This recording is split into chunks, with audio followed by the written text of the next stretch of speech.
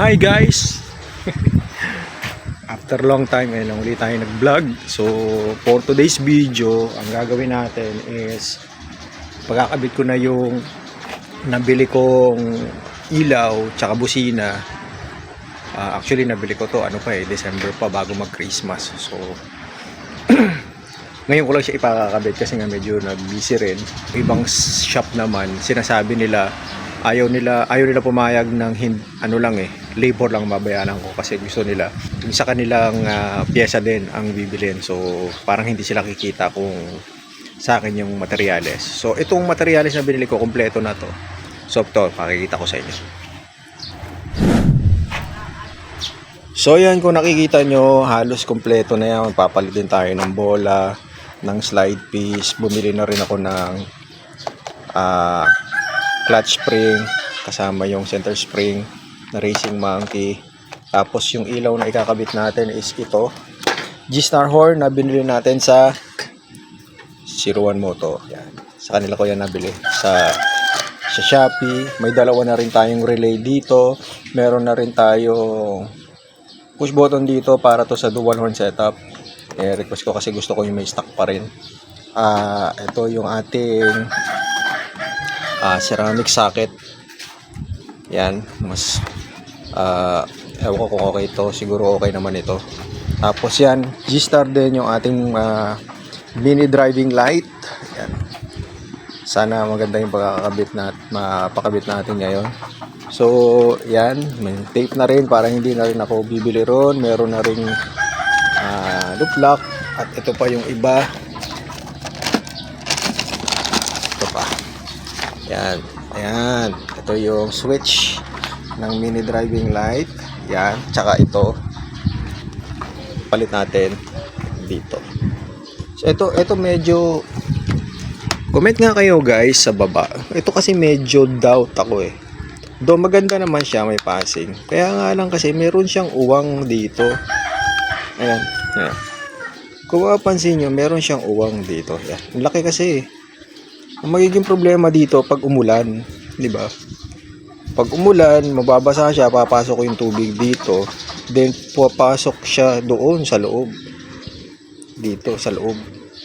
Hindi ko alam kung magiging maganda eh, hindi kaya masira ang Ayan, kasi wala naman siyang turuan dito sa ilalim. Yung tuluan diyan. Kaya medyo ewan ko kung bagay, we'll see. Tingnan natin kung edi pag pinasok ko ng tubig, papalit ko ulit. Ito yung may passing light na. Ayan. Domino ang brand na ito. Passing, tapos may hazard na siya. Ito yung nakikita ko sa mga video sa YouTube na plug and play lang. Tapos matic na magkakaroon ka ng hazard. Wala kang parang ikakabit mo lang ito ng basta doon, direct. Okay. So, yan yung mga gamit natin. Magpapa-maintenance rin kasi ako ng paggilid ko. Palitan ko na rin sila. Kaya, mamaya. Tapos yung ilaw natin, dito natin siya ipalalagay. Dito. Alam ko dito meron yan. Saan ba yun? Basta dito sa side na yan.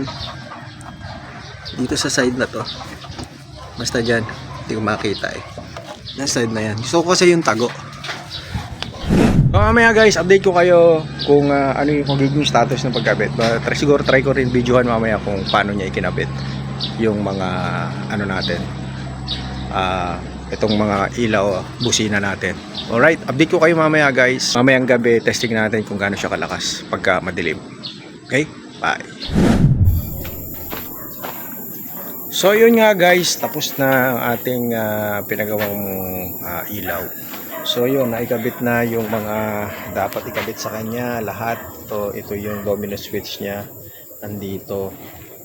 Yan. So medyo matagal talaga siyang gawin kasi nga yung wiring sobrang hirap, sobrang tagal. Pero mukhang quality naman yung gumawa nito. Hindi ko na binidyo kanina kasi nga medyo nahihiya rin ako eh. Tsaka mukhang mahihain si kuya na gumagawa eh. Kaya hindi ko na binidyo. Inano ko na lang. Hinintay ko na lang matapos. Sabi ko sa ako na lang i-video kapag Saka ko na lang i-video kapag ka natapos na. Ayan, testingin natin ngayon ikinabit na ilaw sa kanya. Pero bago yan, pakita ko muna sa inyo kung paano yung forma ng ilaw niya. So ayan, dyan niya ikinabit yung ilaw sa normal na nakikita ko, sa ganyan sila nakakabit, nakatago.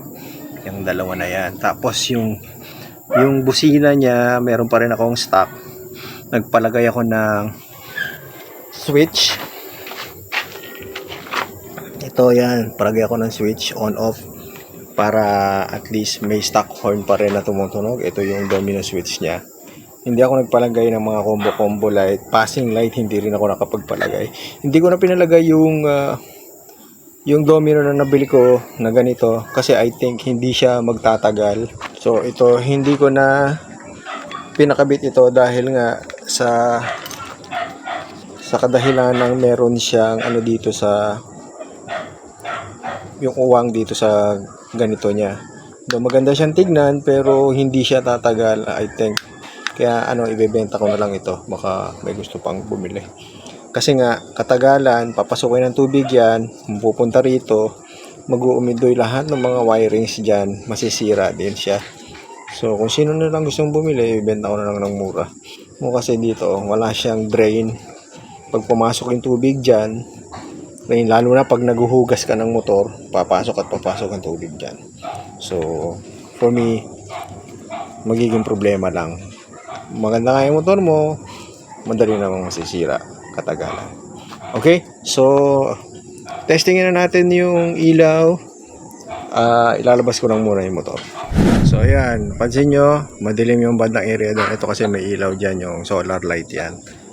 So, on natin. Tingnan natin kung gaano makalakas yung ilaw ko this time. Okay? Unahin natin yung low beam. Diba? Low beam pa lang yan. Yung high beam. Diba? Liwanag oh. Yung hanggang taas. Low beam. Diba? Liwanag. Then yun yung stock. Ito yung high beam. Amo naman. Hindi ba? G-Star lang malakas. Yung busina na ito sobrang lakas. Hindi ko parang gusto kong i-try. Teka lang on natin. Lakas. So sobrang lakas ng busina. Naiiyak ako. Pag sa main road na lang kasi dito na kaya medyo madilim na, hindi ko na ite-testing. So ito, yan yung low beam. Ito yung high beam. Oh, lakas. Basta high beam. Low beam. 'Di ba? Linaw. Yeah, 'di ba? Ganda. So, 'yun. So, 'yun lang mga brad, sobrang ganda, sobrang linaw ng ilaw sa G-Star. Maraming salamat sa nabilang ko sa Shopee. Sa 01 Moto para sa 01 Moto para sa busina na G-Star.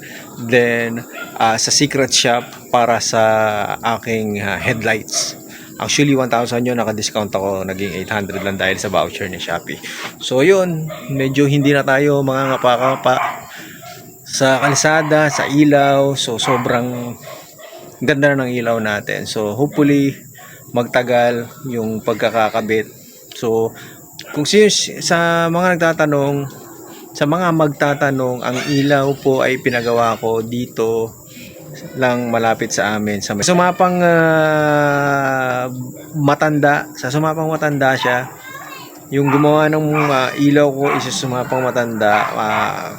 Comment nyo na lang kung interesado kayo, doon ko na lang ilalagay yung location ng motor shop na yun. Maliit lang na paggawa ng motor pero sulit yung gawa niya, quality din at mura pa siya maningil unlike sa iba.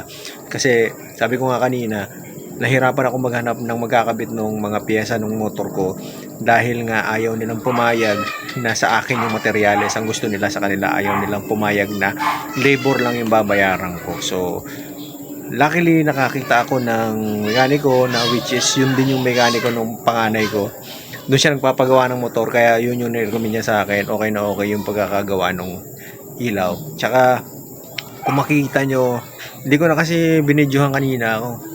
Ang linis ng pagkaka-wirings niya, ang ganda, sobrang linis, sobrang nakatago, hindi obvious na obvious. Tapos yung placement ng aking busina doon sa harapan ng motor is maganda. Maganda yung placement ng busina. Sobrang ingay, sobrang ganda. So yun lang mga brad, sana nagustuhan nyo. Sa mga gustong bumili ng mga busina at ng MDL, sa Secret Shop at sa 01 Moto ko sila nabili sa Shopee. Doon lang. So, kahit yung mga kailangan ng materialis doon, like yung relay, sa kanila rin ako kumuha. So, yun lang guys. Maraming salamat. Until next time. Bye-bye.